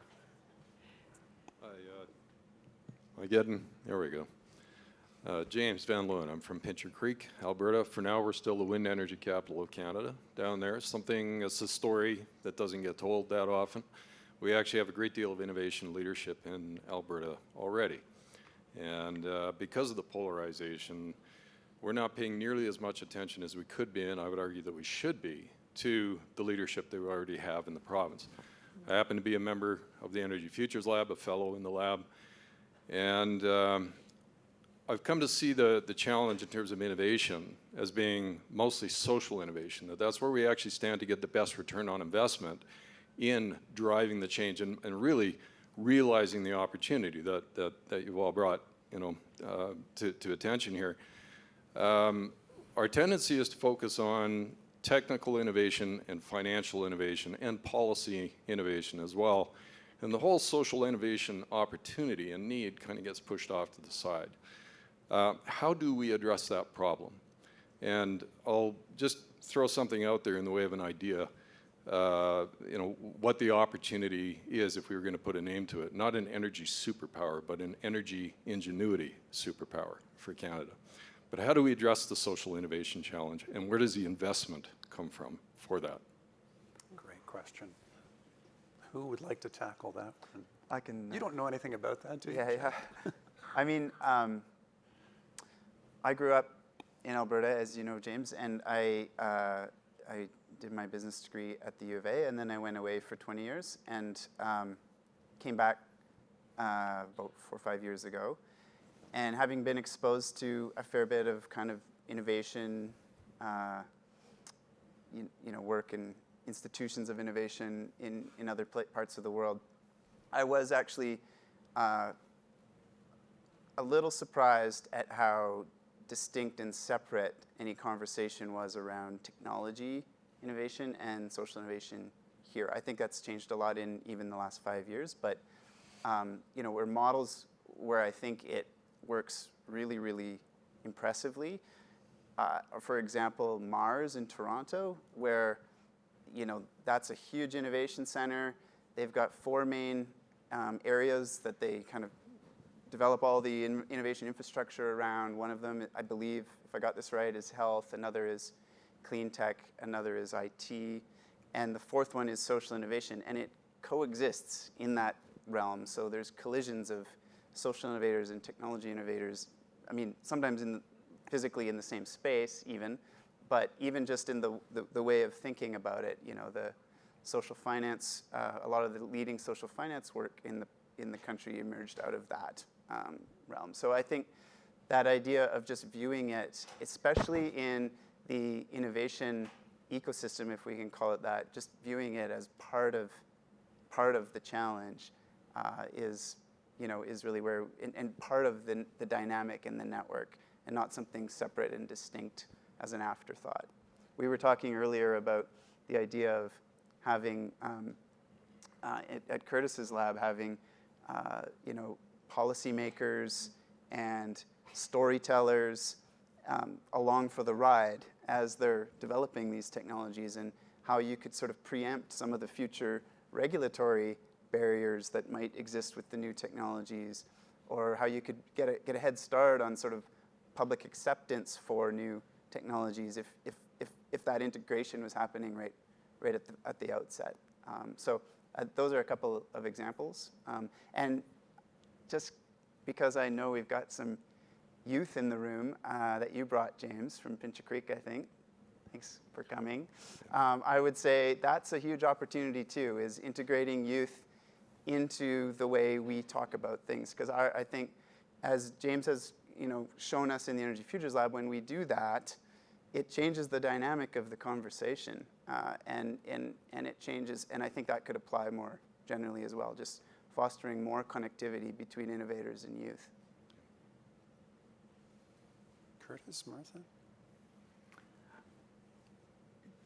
Getting back to your first question about what do I worry about, it's the brain drain, because when I do graduate young people that want to establish a career, they're excited, they want to get going, and they don't have the resources available in Canada. And I'm already starting to see it, where these young people are now transitioning to the valley, because that's where the resources are. So we really need to figure out a way to stop that, because they don't want to move there. They are Canadian through and through, and they want to stay in Canada, but there currently isn't an environment that will allow them to mobilize the technology that they want to. So that's another challenge that we really have to address. Yeah. Well, I would throw that back to the earlier question about what can funders do. I really do think we've spent an awful lot of time, and wonderfully so, with philanthropic institutions in the country helping social issues, dealing with poverty, dealing with education. In Canada right now, we're pretty affluent. We have pretty good education, I think, thanks in very large measure to organizations that have pushed for that. We have a really pretty great society in Canada right now, because a lot of effort and funding and resources has gone to ensuring that we do have a pretty great society. We can always get better, no question.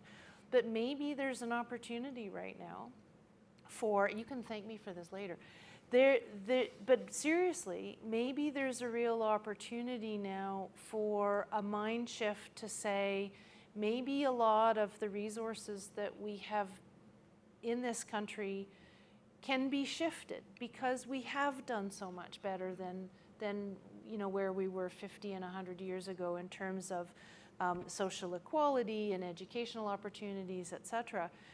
Maybe the answer is to move back into funding this kind of work, and the social innovation and science innovation. When you were talking about it, I was thinking about the Renaissance, and I was thinking about the courts of the Medici, right? I mean, they had everybody, and those societies were hugely unequal, a total other thing. But if you looked at that environment, things that were accomplished in terms of science and art, and were really quite extraordinary. Maybe we should be looking at putting more resources into those opportunities. Yeah. Can I say thank you very much for that? That investment doesn't necessarily drive a financial return on investment. That's an investment in the future of community and society. The three youth who come up with us from Pincher Creek, that's 2 hours, folks. This is an example of social innovation. The Energy Futures Lab is an example of social innovation. It requires somebody to make the investment, take the initiative. Yeah. Arts, sciences, even if it doesn't necessarily have a guaranteed financial return, that's what got us here in the first place. So thanks very much for that. Yes, thank you.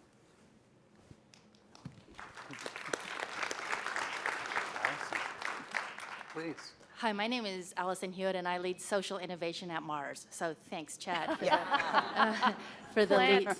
For the lead. Did I get it right? Yeah, you did pretty good. And so, what I think is Canada's opportunity, because we're also seeing the reverse brain drain, and we have a moment in time because of our immigration policies and lots of other things that are attracting top talent. Thank you, Mr. Trump.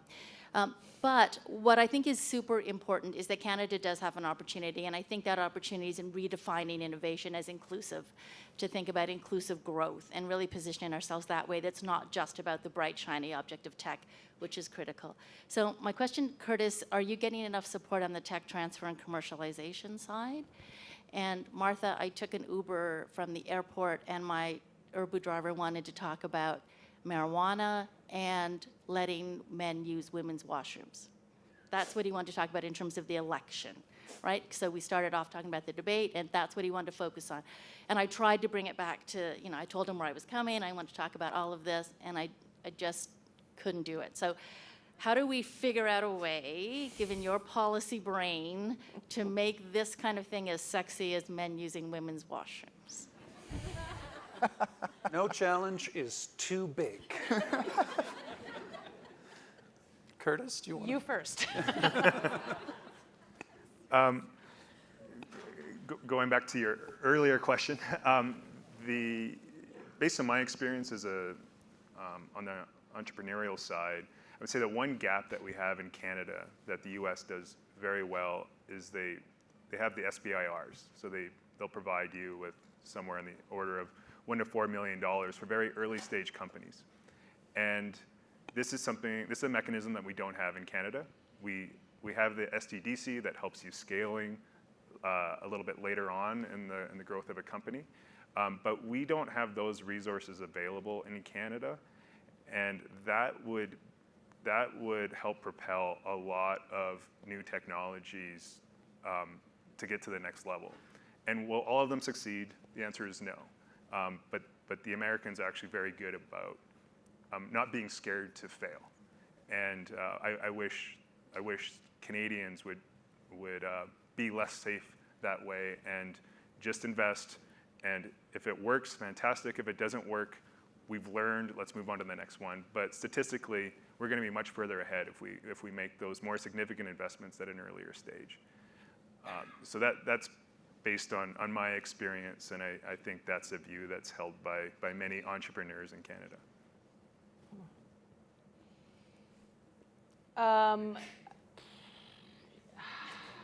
How do you make larger public policy as sexy as women's washrooms? It's actually a really serious question, and I appreciate it, because it's something we deal with every day in our world. How do we deal with significant public policy questions, and whether they're, the fact that the United States just signed a trade agreement with Japan, a partial trade agreement, actually has significant import for Canada, especially in agriculture. No one, did anybody in this room even know that the United States just signed a partial trade agreement with Japan? No. But the cost of that to our economy can be quite significant, and we're not even having that conversation. Yes, partly because we're in an election campaign, but this is a challenge we deal with all the time. And you can blame social media. You can talk about how the world of information has changed so dramatically in the last just even 5 years. I mean, my gosh. How long have we even had the internet? And our world is completely different, right?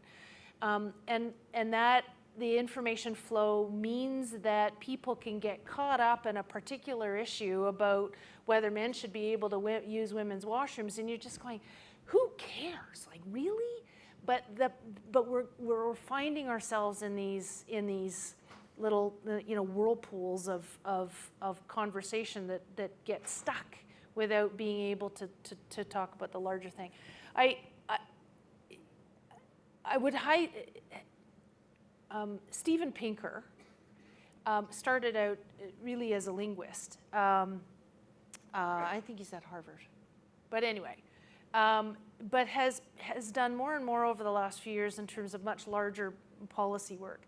And his most recent book, called Enlightenment Now, I just think it's a must read for anybody interested in public policy.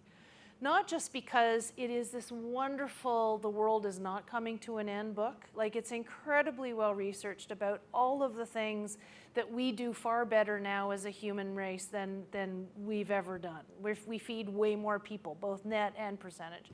Our lives are way better. Most lives are way better than they were 50 and 100 years ago. Basically, you talk about the good old days, you don't want to go back there. But where the book is really important and why he called it Enlightenment now is that he talks about the importance of the original Enlightenment. And there were eras where people got really caught up in religion. The Inquisition, or the Crusades. People organized their lives and their activities according to what they thought was important at the time, but a lot of it ended up being very emotion driven. And the Enlightenment was so important because it really ended up being this combination of reason and science and data, and how those three things combined to move the world forward in a dramatic way on so many levels. And I think there is a bit of a concern that we're losing a bit of the stress that our society should be placing on, you can be concerned about marijuana, you can be concerned about this. But really, for the big issues, we need to go back to, what does the science say? What does the data say? What's the evidence? And then how do we use our incredible gift of reason to figure out what is it that we need to move forward? And that might actually include solving the problem of, gender washrooms. It might solve the problem of finally getting over the fact that, we should have legalized marijuana a long time ago.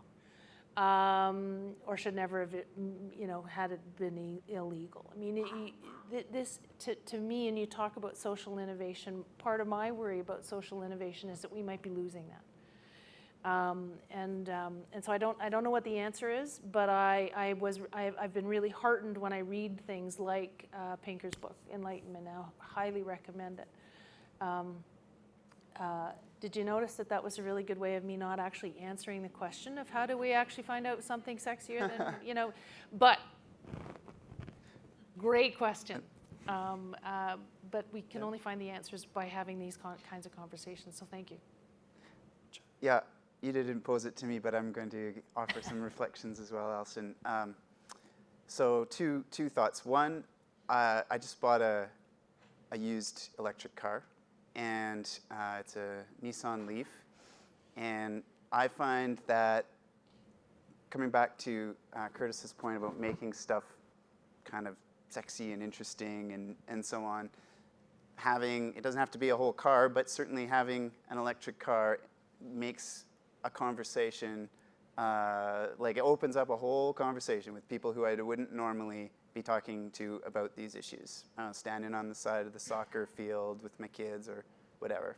So, I think that's part of the brilliance of that as well, is sort of like when you can get, it doesn't have to be a gadget or a thing, but if you can get those things that really capture the imagination or tangible, then I think that can be a starting point. And the other thing is I think that we need to get a whole lot better at narrative. And I mean, I think a lot of people are saying that now, but I'll just give my one example. I was, over the Canada Day long weekend, my son's soccer team went to Kelowna for a tournament. And so that was a great chance, to interact with the other parents. And, they come from, of course, all different backgrounds. It's just like Canada. It's, a bit of the United Nations right there on the soccer pitch. And the conversation on the sideline I was having with this one gentleman who's a Lebanese immigrant and has a really good job in the environmental services sector, kind of serving the oil patch in Edmonton. We got talking about our respective careers and work and so on, and when he kind of learned that I had something to do with the environment, he kind of like, did you know I just heard, did you know that a lot of these environmental activists are actually funded by foreign funded And I thought, wow, this is amazing. This narrative has made its way from way up, well, from the fringe to the, here onto the soccer pitch among, soccer dads. And that happened within months. So I feel like there's, we need to somehow learn from that and replicate, and this is where social innovation comes in, is sort of how do we get people who are really brilliant at marketing and narratives and communications and campaigns to help us with that too, because I think that's part of the answer as well. Yep. Great, thank you, Chad. I'm looking, we've got a couple more questions, but we're also getting close to time, so can we make these the last questions? And maybe I'll ask you two gentlemen if you could give us both your questions at once and have the panel tackle them together. Does that make sense? Yeah, for sure. Okay, please, welcome. Hello, everyone. My name is Dalton Bonertz. I'm from Pincher Creek, Alberta. I was able to come here because I've been doing some work in my community on energy, and well, looking around, it becomes very apparent that I'm probably the youngest one in the room. So I guess my question that I want to put forward to everyone, but of course the panelists, is the problem of the energy transition and global warming, is that the problem for my generation, or is that the problem for your generation, or is that just as polarized as left and right wing government? Great, thank you. I'm Jacob Hampson. I'm Jacob Hampson. I'm from Pincher Creek as well. I've been working with Dalton as well on a couple things regarding energy efficiency and green energy. And I realize now I'm severely underdressed for this, so. No, you're not. So yeah, my question right now is, as youth, what can we do to help with this? Like, I know there's Greta Thunberg. She's got global news that's following her, global media, that's been following her basically everywhere she's gone with her how dare yous and everything. So she's done that, but what can we do? We're not global influences. We're just teenagers who are in grade 10, and even those of us who are in lower or higher grades who have not even gotten out of grade school. Yeah. So I'm wondering right now, what can we do? Yeah. Well, I'm going to give a preliminary answer to that one, and one is being here with us tonight is one big thing that you can do, being part of this conversation. So thank you for that. Okay, so to the panel, is this our problem, our generation? Is it their problem, their generation, or some mix? And then what can young people do? The bigger question is, where are you guys going for university?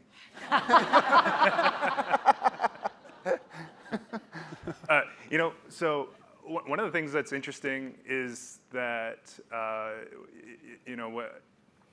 people in my generation used to think that global warming was going to affect only your generation. And that's no longer the case. We're seeing the world change around us, and that's no longer the same narrative that was taking place even a decade ago. So that's that's an answer to the first question. And then to the second gentleman, I have a very strong view in that we need your generation to be very involved in the engineering and the sciences. We need the top young talent working at these problems. In my generation, we lost a lot of the top people to other industries, and we really need them working on hard tech. This is not a software problem. We need people working on hard tech. Great. Jacob and Dalton? Yeah. Thanks, both of you.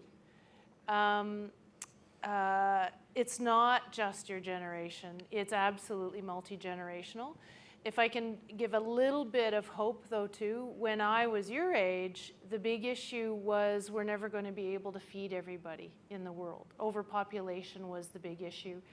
And I mean, listen, I know people who didn't have children because they just felt so morally against the idea of bringing more people into what was already then an overpopulated world and was going to get worse. Well, turns out we're actually, not only are we feeding more people, we're in the net numbers of people. Like, it's amazing what we've been able to do as a species in addressing some of those problems.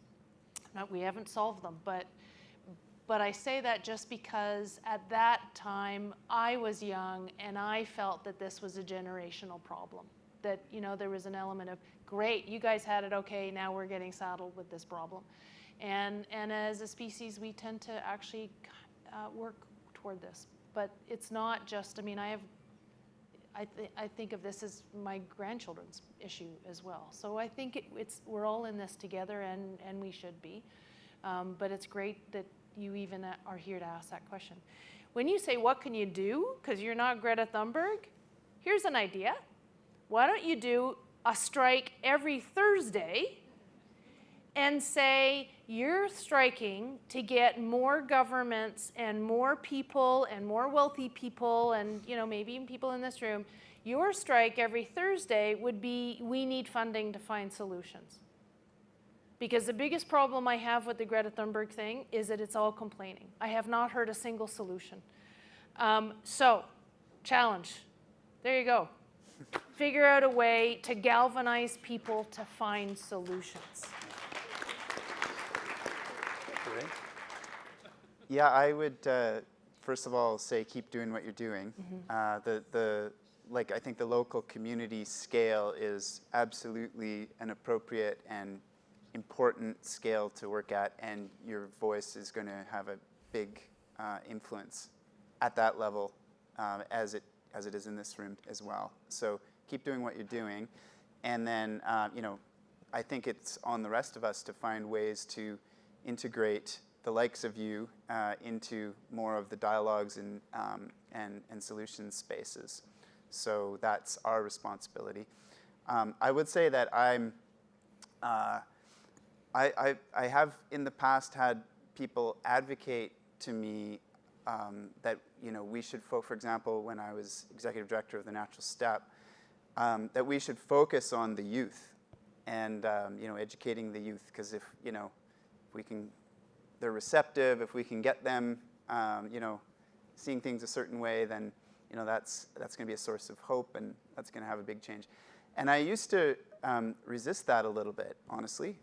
And it was not because I didn't see that as important. It was partly because I saw that as the work of other organizations who had that as their specialty and expertise. But the other reason I resisted it is because I felt like it was passing the buck. It's sort of like, I can't solve it here, so let's focus on the youth, and hopefully they'll come up with the solutions. And as I thought about that then, I would kind of have this thing inside me that was like, I actually am that youth. I was educated about these issues as I grew up, and now I'm here.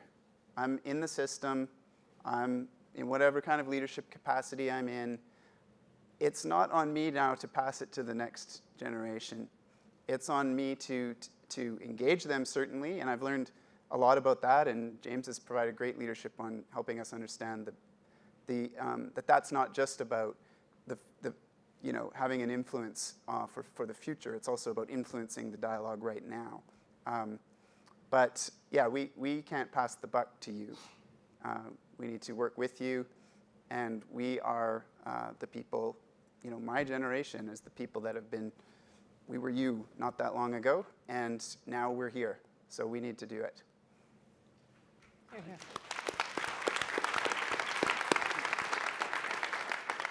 Well, go ahead. Thank you. Opportunity for each of our panelists to offer maybe a closing comment before we wind up our conversation. It could be about anything. Can you tell us more about the windows? Tell all your friends that there are going to be some exciting, high-paying jobs in a new energy economy. Yeah. Okay. That's good.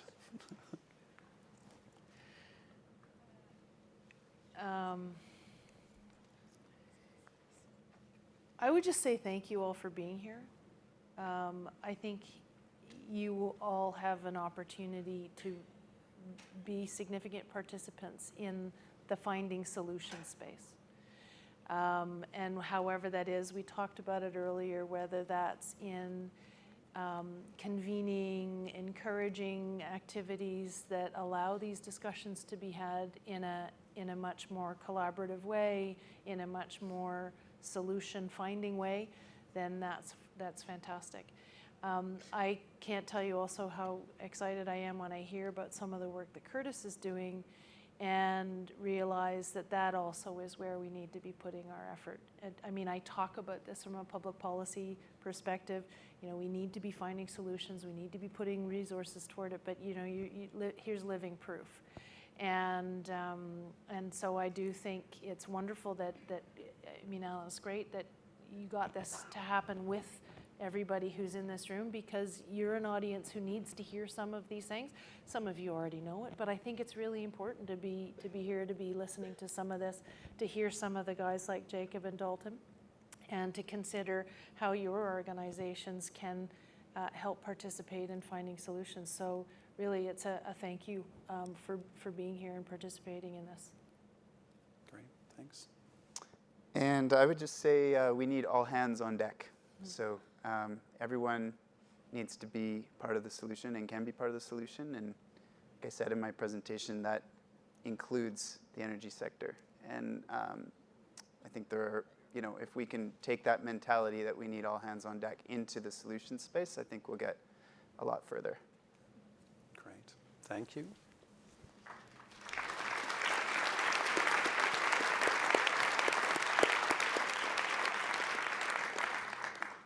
Well, I have a couple of thank yous. My first one is to all of you for taking the time to be with us tonight and for participating in this conversation. I think one of the messages from tonight is that we need to have this kind of conversation, maybe a little bit more. And this is, as I think I said at the beginning, this is our offer to be a small part of trying to do that. So thanks to all of you for being with us tonight.